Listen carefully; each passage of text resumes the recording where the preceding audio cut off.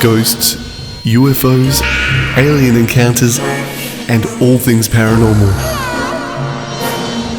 These are real stories from real people.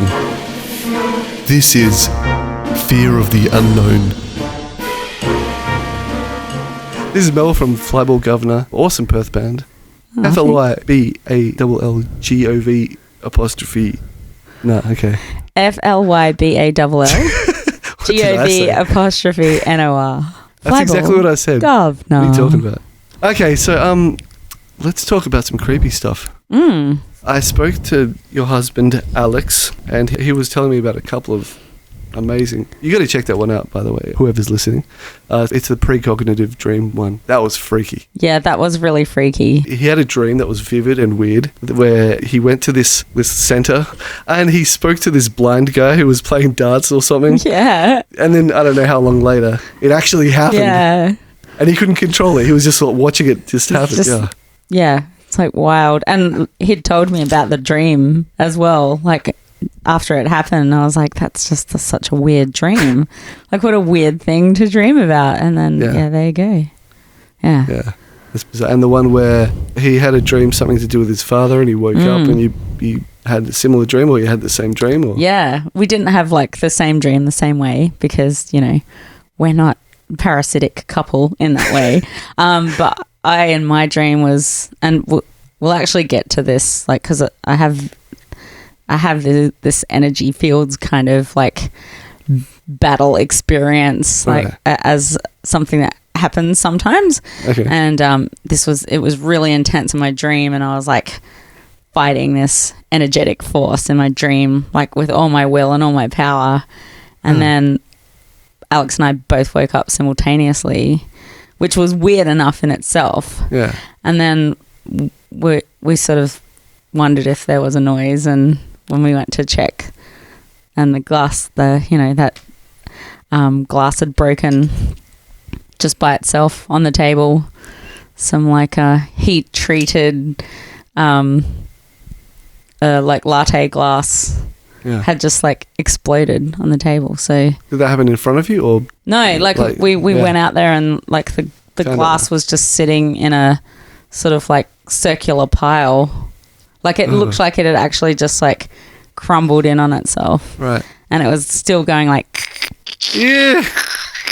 Wow. So it feels like just some bad juju. Yeah, it was wild. And yeah, but we both felt like we'd won. Right. You know? Right. Like okay. it didn't feel like it got us. It felt like we expelled it. Okay. Without sounding too... like weird. I know, after the stuff I've heard today, because I recorded another podcast today, that doesn't sound too weird. Yeah. But it's interesting because, like, you could hear this stuff and easily go, okay, that person's, you know, they're delusional, or they're just, you know, whatever. You can say whatever you want. But when you have all these people that have experiences that of such a similar nature, like in terms of the way that this otherworldly force reacts to their kind of fear or their... you know, or their intentions. Yeah, it's strange. Yeah, it is. It is odd. For me, I don't like to feel that it needs to have an explanation or anything more to it than what it is. Like I'm one of those people who I feel like is really lucky that I actually don't need to solve the riddle, or I'm not into conspiracy theories. I don't have religion.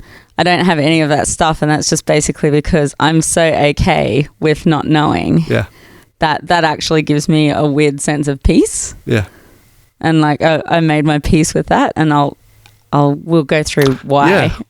Well, you're fortunate. I mean, people. I mean, I gotta say, it's been tempting at times for me to just go off the deep end in terms of like looking into certain conspiracies and stuff like that. But at the end of the day, you stop focusing on more important things in your life, I think, if you get consumed. Well, that's what I found. I had a little dose of it. Yeah. I had a while where I was just like collecting as much of the most realist footage of like cryptids. Yeah, right. That I could find. Yeah, right. Because there's a lot of footage out there. Yeah. There's a lot of fake stuff as well. So, but every now and then I'd see something that looked so real. I'm like, oh, I got to take it. And I made this, I made like a supercut of all the good ones. Oh, wow. Yeah, like there's this crazy one where there's a news team out in the desert somewhere, and they're interviewing someone because they saw something strange out there, something happened. Anyway, you just see in the bushes, like a dark shape, just suddenly sort of sets fire in the space of a second and disappears. Whoa. Well, it looks like fire. It's just like in a blaze of light. Whoa. It just kind of like disappears. Yeah, we're so far away from understanding everything. And I think I guess that's kind of what I'm trying to say is like, I feel like it's very arrogant to think that we're going to come up with like an answer to this stuff when we're just like these puny humans. Yeah. And there's so much more to us and there's so much more to the universe that we're still not even scratching the surface of. Like, we know more about the ocean than we do about our own brain. Yeah. you know, like, yeah. And, or space. I mean, consciousness is the big mystery, yet scientists these days will still, because they like to look like they have all the answers, it's all like, it's just a bunch of, let's just neurons. answer it with some really reductive generalizations. Yeah. And that's, conspiracy theories, like, they do bring comfort to people because you're taking the ultimate chaos that is the world, and all the competing dynamics of that, and you're packaging it all up in a nice little comforting bow. Like, and like I understand it. Yeah, I know and it. like even though like the conspiracy theory itself might be framed negatively as like something scary or whatever, it still is going to give it, like, that's still more comforting to people than that feeling of not knowing. Whereas like I'm down with the not knowing. I'm like, ooh, I like that. Yeah. It's like makes me feel like, little and small and at the same time a part of everything. Yeah. That's good. And also it keeps you open-minded for whatever comes along in the future. Yeah. Yeah. Because I think, throughout history, how many times have people had to, because of scientific, breakthroughs, they've suddenly had to question everything that they believed in. For sure, man. Like my dad, we won't get too much into this, but my dad like made a discovery, and it's taken him like 15 years of repeating this phenomena over and over and over again, like assisting with levels of healing that defy science. And as he's done that, he's also doing like poster presentations at neurology symposiums, and like he's actually cutting it in the science world, but it's just still so avant-garde. And even though he's got like full scientific theory stuff behind it, it's all like there's all data. It's still just so offensive to the scientific community because that little piece of information can unravel like hundreds of years of approved thinking. Yeah. And it's kind of, all these, like the whole, the peer review process and just people who their life's work and all the respect and. It's intense. Like when people like take the piss out of like scientists and that it's big pharma, blah blah blah. If they only knew how difficult it was to actually get something approved even for clinical testing, it's like so hard. It just takes like a decade, right.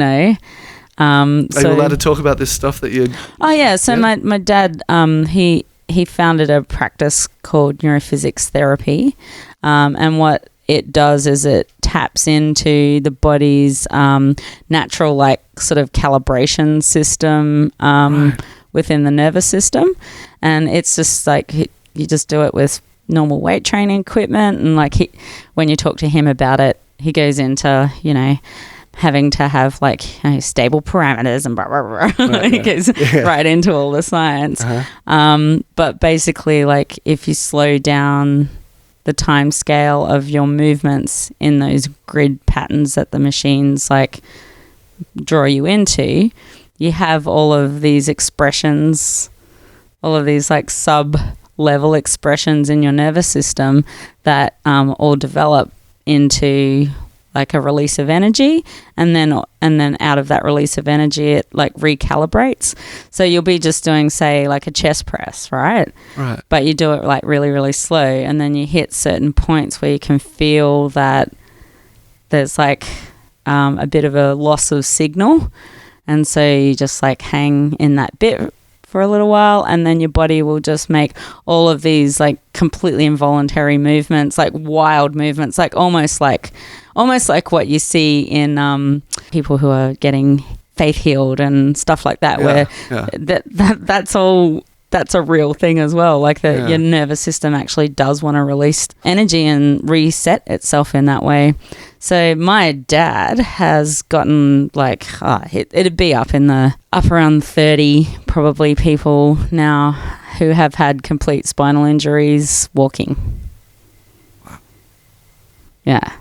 Because the nervous system is not a linear system. Yeah. It's a non-linear, dynamic, adaptive system, and that's what he just kept kind of like looking at that and the quantum nature of that in our bodies, because we don't just have like nerves and lines and mechanical stuff. We also have like chemistry that communicates.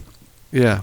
And it makes total sense. Yeah, and so he's just like found this easy workaround, and there's no spirituality involved in it. There's no, it's all on the person. Like the person has to kind of, you got to stay really calm. It is very meditative, but it is like pretty confronting. Like when you start going into like these wild tremors, and at first they're really anarchic, and then, you know, as that's happening, like if you're being instructed, like the clinician will sort of explain that, well, you know, right now it's anarchic because it's like releasing all of this energy that has been kind of like built up, you know, and left in places, and that needs to build up so that you can reach an escape velocity out of all of those patterns. And then as soon as you hit that point, and it's like this like click of the fingers point, you'll go from being like really dramatic, tremory, kind of like epileptic, anarchic level movement to fluid Da Vinci symmetrical, almost like balletic kind of fluid movement. That's so interesting. I never heard of anything like that. So he's actually got a documentary coming out really soon. Yeah. Oh, that's cool. Yeah. So the idea is that, you know, within all your movements, there are certain places, little markers where there are things like that are being like neglected. Yeah, it's not even that much of a muscular biomechanical thing. It's more of a like, if you think about just how our minds work as well, like it's sort of the same thing. Neurological, it's like you get pulled into like patterns of thought, and like some of those patterns are not good for you, you know, like it's like that's in your body. It makes sense that it's connected. Yeah, of course. That's in your body. Like your mind can't be different to what your body is. Wow, what an original approach, hey? Yeah. I love that. He's such a mad dog, my dad. Yeah. He was like a full-on bodybuilder until he was like, I don't know, almost 60. Really? Okay, like a shredded, huge bodybuilder. Yeah. And he still does like sprints in the sand and stuff, but he's just like this really sweet, nice dude, like quiet dude. Yeah. And he's got only a went to groundbreaking idea as well now. Yeah, so only went to like exciting. year 9 at school, and now he gets like accidentally called Professor Ken Ware all the time because you know, because his like research has just been so intense, and it like crosses over so many different science disciplines as well. Yeah. So so that's kind of like, I think that's part of what's been helpful in, you know, as we'll get into, I definitely have some supra sensitivities, and I think being able to just be chill about that and just like accept that as being, you know, everything's a blessing and a curse kind of thing, and just like my job is to like do no harm with those things to myself or other people, and just try and be, can I swear on here? No, try and be a good person. Yeah. All right, well, let's get into some of these stories. So when I was 8 years old, I lived in far north Queensland in Mackay. So, you know, summers were always hanging out with the person that you knew with a swimming pool. And so this summer was the summer of Peter McGlynn, and she was like, yeah, come over and we'll swim in my pool. And I was like, oh, that's so awesome. We had a sleepover the night before and like we'd been swimming all day the day before, and got up in the morning, and her mum went down the road. Her mum was a nurse. Her mum went down the road to go and hang out with her friend, and Peter and I were playing in the swimming pool. And I made up a game where you'd like prop yourself up sort of like parallel bars style on the handles of the pool ladder, and swing yourself backwards and forwards to propel yourself as far as you could into the middle of the pool. Oh, yeah. Right? So you're like...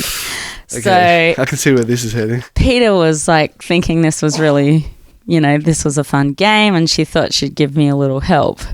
And instead of pushing me upon like release phase with my legs pointing towards the pool, she pushed me on the backswing, and I, like, my hands of course like came off the handles of the ladder, and I smashed like my rib cage and diaphragm into the edge of the pool.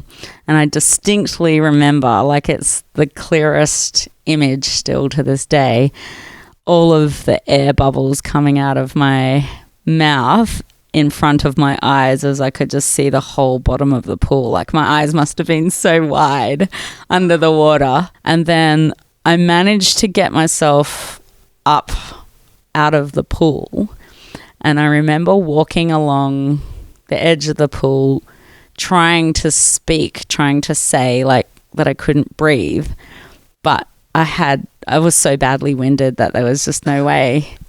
So I'm walking along the edge of the swimming pool trying to say that I couldn't breathe, but of course like I'd been winded so badly that no air was coming out.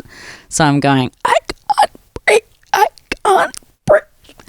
And I passed out and fell into the pool. Oh, no.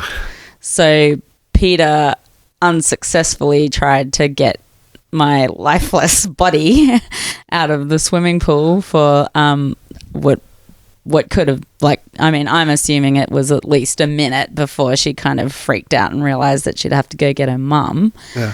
And then she ran down the road, little 8-year-old legs running down the road to go and get her mum, because this was like before mobiles. Were you still at the bottom of the pool? Yeah, I was still face down in the pool. And then her mum got to, you know, came racing back, and thank God her mum was a nurse, because like she could get me out and give me CPR. So how much time had passed?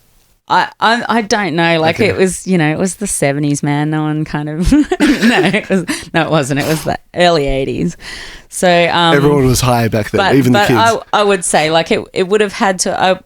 I would have had to have been like no breathing for at least 5 minutes, and I had no pulse when her mum got back.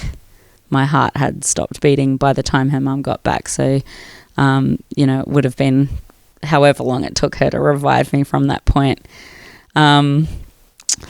So during this time, right, for me though, I had an extraordinary experience in that I was just like had this sense of being in a molecular state. Like I have no other way of explaining that, and I've only understood the words that to express that. But it was like being either in a molecular or like a energetic form, where I wasn't in a body, I wasn't a person, I wasn't. You were non-corporeal. I was, like it wasn't like, oh, I think I'm dead. It was like, I am now just in the galaxy. I am, yeah. I am just in, like, just being part of the galaxy and like being in space, like literally being in a galactic environment. Yeah. So I was like surrounded by stars and lights, and and having that sense of just being like uniform with that. Yeah. Like not being separate to it, just being like it's what it's a part of the it. big one, being one with the universe. Yeah. Thing. Yeah. So when I got revived, I came to, as I was expelling water from my lungs, like I was breathing out, but water, not air. Yeah. So I had that like of just breathing water out. And then, Mrs. McGlynn was like making sure that I knew who I was and where I was. And 5 minutes is so long. I was like, and I was fine. And I stood up and I like was looking at my hands and arms and feet and legs. And it just all seemed so hysterically ridiculous. Like having a body seemed like the most hilarious joke. Funny meat suit. At the age of 8, you were confronted with like the most existential kind of thing you could experience. Yeah. Like that is the existential experience. And it was just like, what a ridiculous organism. It just felt like profoundly comical. Wow. Yeah. Just a meat suit. Yeah. And just like, but so I don't know. I guess that it was a real humbling thing as well, like humans thinking that they're so, and I guess that's why I do think like it's ridiculous of us in our puny human form to think that we're actually going to ever grapple with the truth, the big truth, big T truth that's out there. And like, we've just got to be chill and enjoy what this experience means for us, which is. So like as an 8-year-old trying to comprehend profoundness like that. Yeah. Was it something that was because you physically were there that it just hardwired itself into your I think so. Hey, I think it's just given me this very kind of like I really understood the impermanence of it, and that there's more to us than this experience that we have that is this life. Yeah. But that's immaterial, so there's no point in dwelling on that either. Mm-hmm. It's a comforting thought, but there's no point in like trying to bring that to here. But if you're forced to, what would you say the point of this life is? The point of this life, even though you just said that it doesn't matter to you. It's the basic, dumb, boring stuff that creates awe. It's like that little bird that flew into the window. Come here, little thing. It's that sunset. So you don't see it as some sort of like, proto-existence for a higher plane, like some metaphysical thing, no? I just don't feel like I care. Okay. Like I don't. I feel like if it is, then me knowing about that or thinking that isn't going to help anyway. Yeah. But like our job here is to understand. I think our job here is to understand and live in awe. Yeah. Like find the awe. I kind of wish I was a bit like that, because something about like the way I'm wired, for example, is the opposite. Like everything I see and hear always passes through all the other data that I've got in my head when it comes to the meaning of what things are. And it's like, it does bog you down. Sometimes you get like carried away with not living, Well, I definitely got a good reboot, that's for sure. Yeah. I got to die. Wow. I got to actually die. So after this happened, some things did change for me. Like it did make me different to how I was before, and it made me feel different to other kids, but not in a like spooky way or a judgy way I just felt more like I was observing than I had ever really experienced before. Okay. And that's probably as close as I'm going to be able to get to explaining it without sounding like, some like. Well, you had a different perspective that wasn't like a dream. Yeah. You had a perspective that felt more like real than real, I guess. Yeah. And so that changed a bit, but also I did feel like the intensity of some moments in how sensitive I was to other human beings' emotional states were. Like, even now, I don't think being older makes this any easier, but I actually can't be around people that like are super high on drugs and stuff like that, because it actually it interferes with my nervous system. It agitates. Like, it directly interferes with my nervous system, even if I didn't know that they were. Like, I find it really difficult, and it's not a judgment thing. It's just it actually, it's like feedback. Mm-hmm. It's like a feedback loop. Do you think because it's an unnatural state and there's a connection? No, because it happens also with people that are just terrible people. Right. And like, I'll instinctively, intuitively, viscerally just... it's like my DNA actually just sends resonance. Mm-hmm. So it's like, it is like feedback. It's almost a noise. Like it almost does have a noise. Right. So like that's a weird thing that happens to me that I just like live with. Has it ever caused any sort of situations in your life? Only when I know that somebody's a terrible person and it takes ages for other people to realize, and like then that becomes really hard for me, because like I feel like I am being deliberately antagonistic about a person, but it's like I'm just actually yet to that feeling, that signal is yet to be incorrect. Like, I've actually never... It doesn't happen a lot, thankfully, but... In these terms, what do you define as like a bad person or someone who's a shit person? People that have malice in their intent and manipulate people maliciously, desperate. People that are really desperate are dangerous to me. Like, I can't be around that energy. Even if I feel like I'd like to help them, I can't. Malicious people are like by far the worst, though, when they have malicious intent in them. I just like actually physically feel it through my whole body, and I can't stay in the same space as them. It's like no matter how hard I try to buy into their exterior persona. So this is something that you just sense. Yeah. And that like has been proven true. Yeah. If you ask, of course you can't. It's like, not something that I'd ever talk about. Like sure. like I don't go around saying, "Hey, I've got a really good barometer for terrible people," but I have literally never ever been steered wrong by this, because it doesn't come out of my brain. It's not like, "Oh, I hate her hair," you know. Like it doesn't come out of my brain. It makes a noise in my body. Yeah. It's like my body makes a noise at me. Yeah. And it's like I can almost, like I said, you know how when you're underwater and stuff, you can hear your nervous system? Yeah.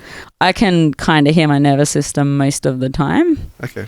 So it's like when this stuff happens, it's like... Look, I mean, that doesn't sound totally like foreign. I mean, I knew a girl who had a Doberman, and it could really tell when a person got bad energy.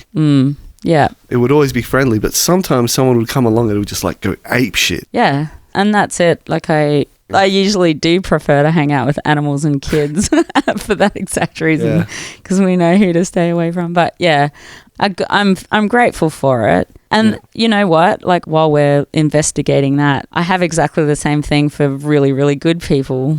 Right. You know, like guys would know Karis Morecombe, who does like electric shot. She does the photography, a lot of photography stuff around town.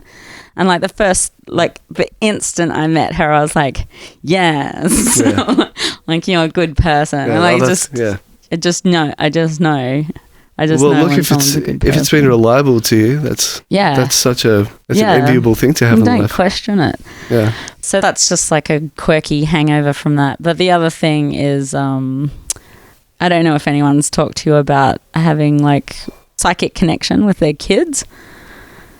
No, not yet. Here yet. So I don't think it's that uncommon. I would expect that most parents at some stage will have a thing that happens that like I just knew you were in trouble. Yeah. So out of respect for Riley, who's now a man of his own, I won't tell any of his stories, but I asked Theo's permission if it was okay to share. But we were eating squid calamari for dinner that we'd made, and we'd all finished, and Theo was like a notoriously slow eater, so we'd all stepped away from the table, and I was off doing something, and then I just like, I didn't even have a thought, I just like bolted and knew that he was choking. Like before I even got there and saw that he was choking, I just knew that he was choking. Right. It was like I felt it in my body that that's what was happening. And so I went. So you just found yourself running into him. Yeah, it was like I'd got a text saying, Theo's choking, and then ran into the room.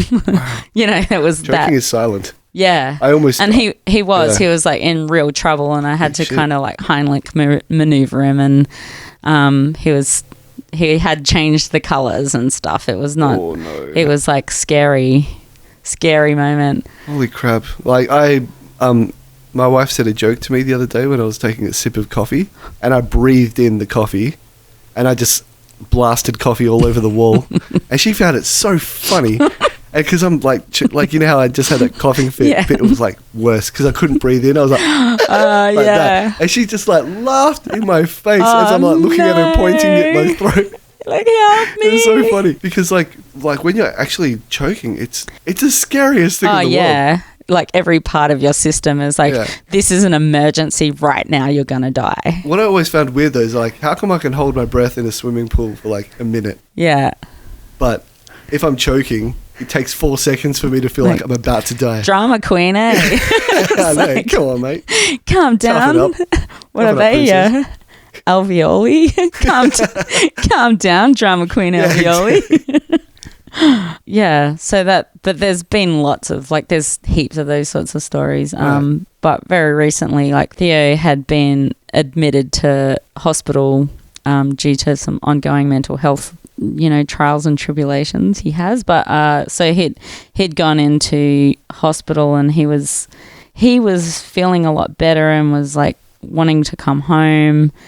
And then there was just this really intense, like, episode in hospital with these other kids where they, because like these kids are like, you don't get admitted to hospital unless you're they had problems, right? in danger. You're actually got to be in danger to go into hospital. So I won't go into what happened with these kids, but there's some dark stuff that you don't want to like even hear a story about, let alone be in the same room as. And we were at home, and I was just like, I had been kind of like, happy in the afternoon, really looking forward to Theo coming home the next day. And then at exactly the same time that this stuff was going down, I just like, my whole body just went like into this weird paralysis. Like I just felt paralyzed. Sure. And I just couldn't move. It was like I was like really, really cold or something, and that continued for about 25 minutes. And then about 10 minutes later, we got a phone call from Theo just like saying that he was really upset and that this thing had just happened. I was almost relieved that I'd gotten to hear from him and stuff, because like what my physiology had gone through in that time was like really scary. Like I fully felt like I was in a really super duper terrifying, paralyzing situation. Yeah.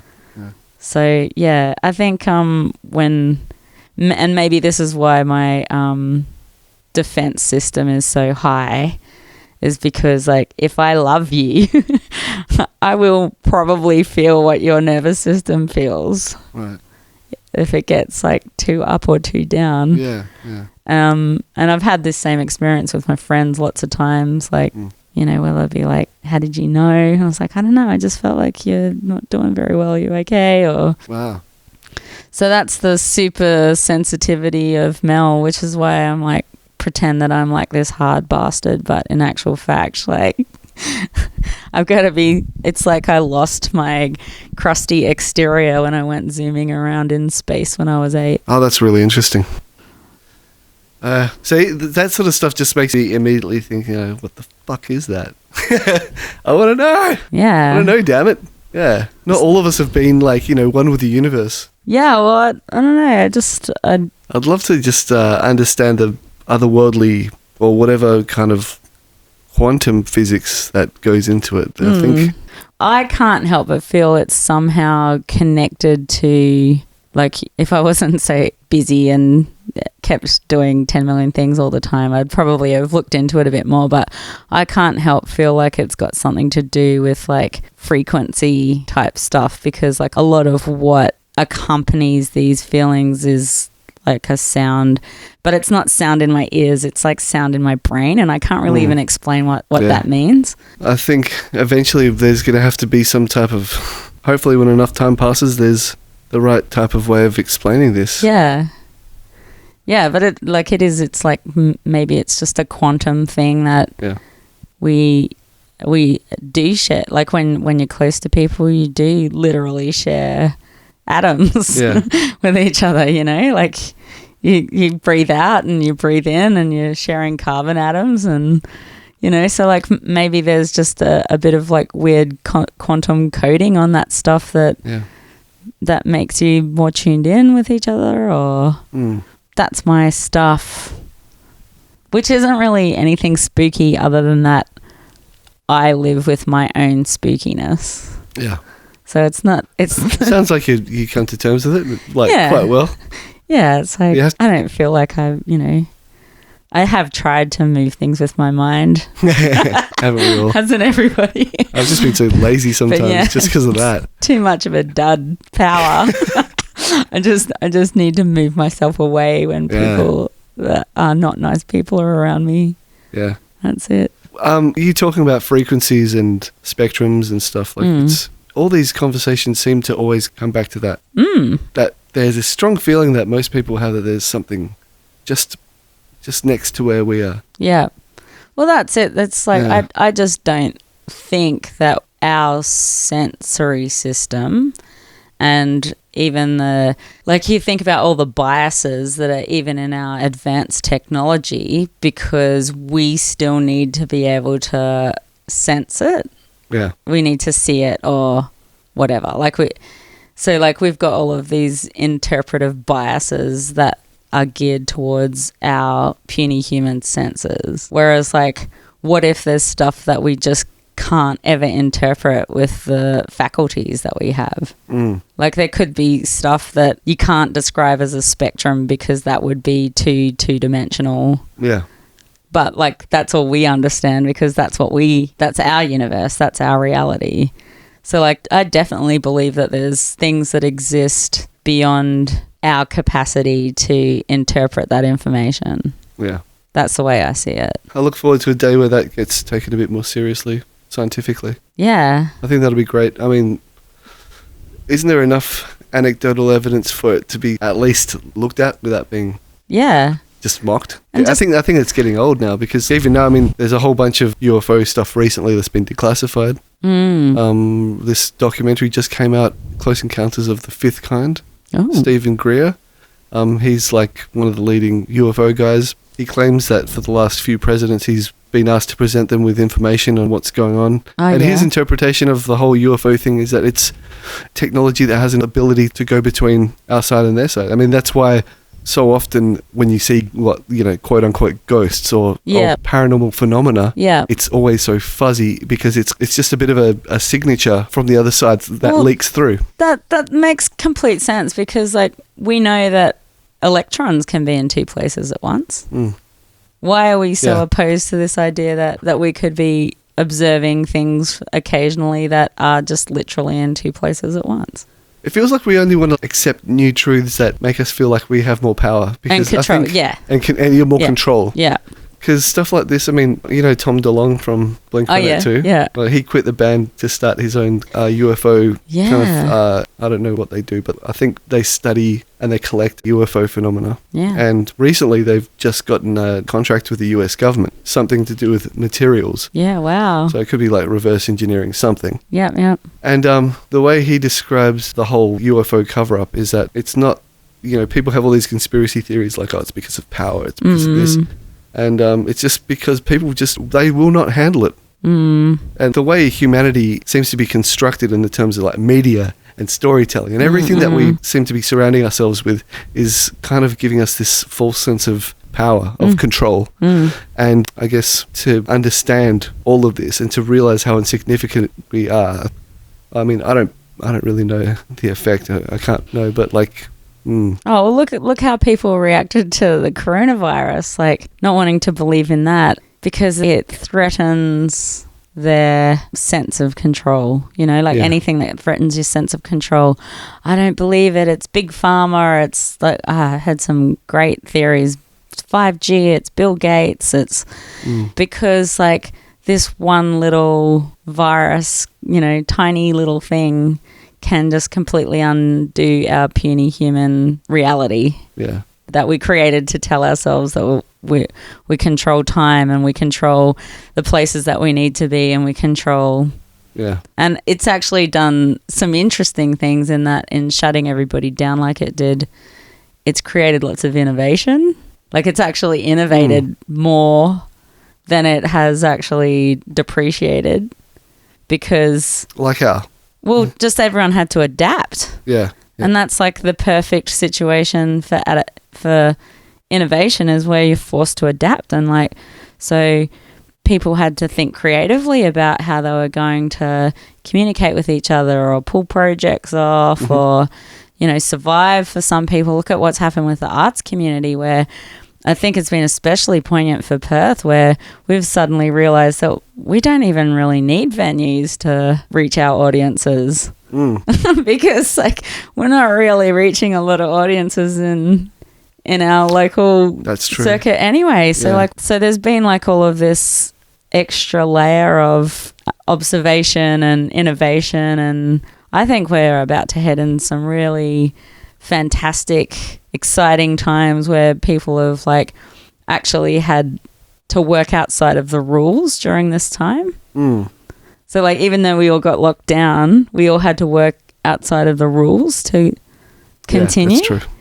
Yeah. And I think that atmosphere is going to, carry through into when we're all released into the wilderness again. I reckon we're going to see a healthy dose of anarchy and change, and anarchy is not a bad word either. It's just not monarchy. So yeah, let's get back to some like proto-anarchy where it is just innocent change and independent behavior and the dynamics that comes out of community and people working outside of the structure. Yeah. That's another episode though. I think that's a different podcast. Different podcast. All I know is that it did reveal our weaknesses, that's for sure. And one thing that hit me personally was that we're all becoming alienated from each other the way we're going, this path that we're headed down. Like, especially when all the lockdown restrictions were starting, you go to the shops and there's no kind of sense of community there. There's a sense of hostility and like, just stay the fuck away from me. Yeah. That's definitely the vibe I got. My friend works at Coles in Melbourne, and she said that people just became animals. Yeah.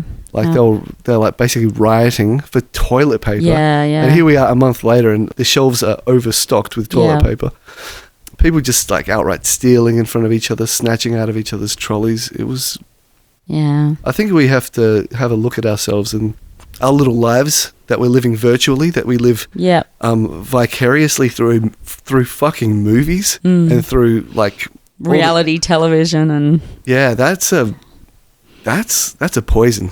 Yeah, well, I mean, I would hope that this period of time of being like away from each other and forced apart will make people appreciate how valuable it is to have people in your life and there has been a lot of really amazing closeness that's come out of this period of time as well. That's true. Like maybe because I think before people were going on Facebook and the social platforms as a means of observing connection rather than becoming connected.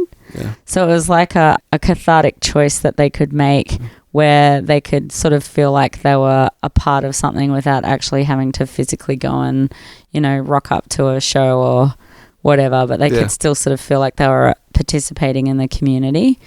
But I think what we've seen is like people are putting even more effort into that and like really being a lot more vulnerable and open, and even just people showing selfies of themselves with no hair or makeup done and just in their trackies. And like, I know that's not really such a big deal maybe to dudes, but I think as a general cultural marker, the fact that we've gotten to a point now where we can see women particularly as just like human beings in their houses has actually been like a really nice, generous human to human closeness kind of thing that, I don't know, I'm really interested to see how that's going to translate as we move forward. I hope that if you have insights about, the world suddenly ending, I hope that you let me know about that. Or if we're all going to sort of enter into this nirvana paradise all of a sudden. It's been a really interesting conversation. Thanks so much for letting me, for sharing your stories. Yeah, no worries. I'm sorry I didn't have more like exciting, ghosts or visitors from another planet, but it sounds like you've got lots of people that have had those sorts of stories. Yeah. So I think everyone has something. Yeah. That's if you do have something, reach out to Paulo. Yeah. If you've got something, reach out and let him know, because he'll come and have a chat. I want to hear it. Yeah. I want to hear from everyone. Yeah. Even like flat earthers and anti-vaxxers. I just want to. Yeah. I just want to hear your thing. Yeah. I think we have to listen to each other. Definitely. But also, I like weird stuff. Yeah. So, yeah. Thanks everyone for listening. Please like and subscribe and follow and all that sort of stuff. And we'll see you next time. Thanks for having me. Thanks. Bye. You've been listening to the Fear of the Unknown podcast. Be sure to follow us on social media with all links in the description.